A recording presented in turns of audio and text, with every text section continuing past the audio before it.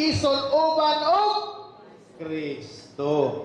Muna tawag ta og Kristohanon. Kay gisunuban pa kag yawa, o say tawag? Yawanon. O gisunuban ka o lahi, muna yung tawag sa imo, ha? Di ba? Simple na simple na kayo, no? That term, it is also the way that we are put into His death and are buried together with Him and are raised together with Him. Through baptism, we are put into Christ and into His death, and we are buried and raised together with Him. Thus, baptism does not represent our co-death or co-burial and co-resurrection with Christ. It as it taught by many in today's Christianity. Rather, baptism is the reality of our entrance into Christ's death. Gapasabot ang Ginoo dito sa cross, di ba? Gilansan siya. Dito sa cross ay ang kamatayon dahil nabanaw siya. Katong pagkabautismo na to, we are put into that. Kaning baptism, dili ni atong kamatayon. Kundi gipasulod ta sa kamatayon sa Ginoo. Dahil dili na gipasulod mo ta sa pagkabanaw sa atong Ginoo, no? No, death, burial, and resurrection. This requires faith, but an outward heart of faith also requires the outward act of baptism to work together with it. Kinahanglan magkuyog ko ni siya, no? Kapasabot nga related ko sila. Four, together. Who believes and is baptized shall be saved. Which water, as the antitype, also now saves you, that is baptism. True. Many say that it is enough that to only believe and that we do not need to be baptized. But the Lord said, He who believes and is baptized shall be saved. According to the Lord's word, if a person wants to be saved, he needs first what? To believe. Then, sa isunod na baton? Baptize. He who believes and is baptized shall be saved. So, Paris good na siya. So, katong nanindo ganina ni O Lord Jesus, kulang na lang itong isa. Di ba? Okay, naka-O Lord Jesus naman. Isa na lang kulang para makadawat nila ang kompleto nga kaluwasan.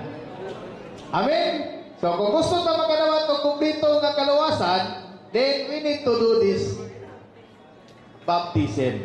Okay. Next. Okay. So, kanina karon ang meaning of baptism. Simple ra kayo ni. Unsa na yung meaning sa baptism? Okay. One. Together. Okay. Into Christ first is the meaning sa baptism? Into Christ.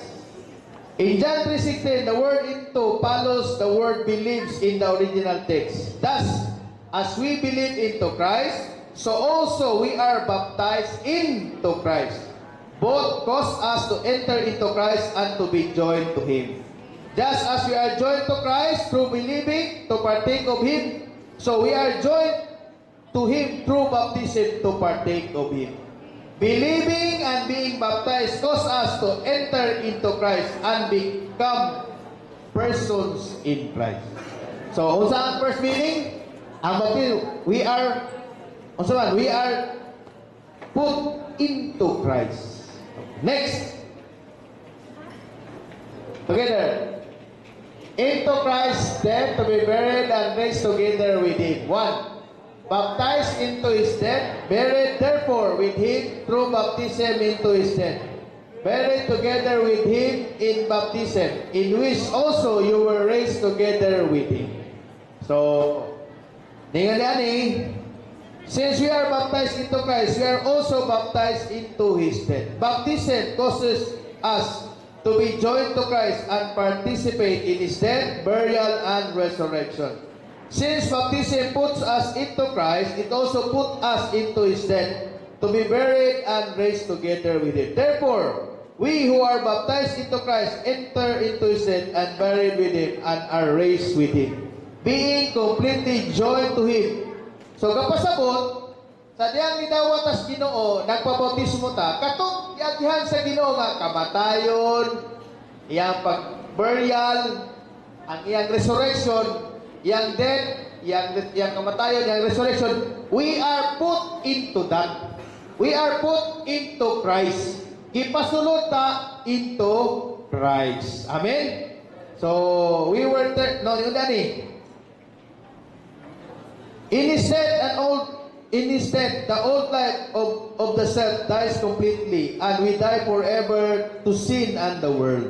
In his burial, the self and all our past are completely terminated.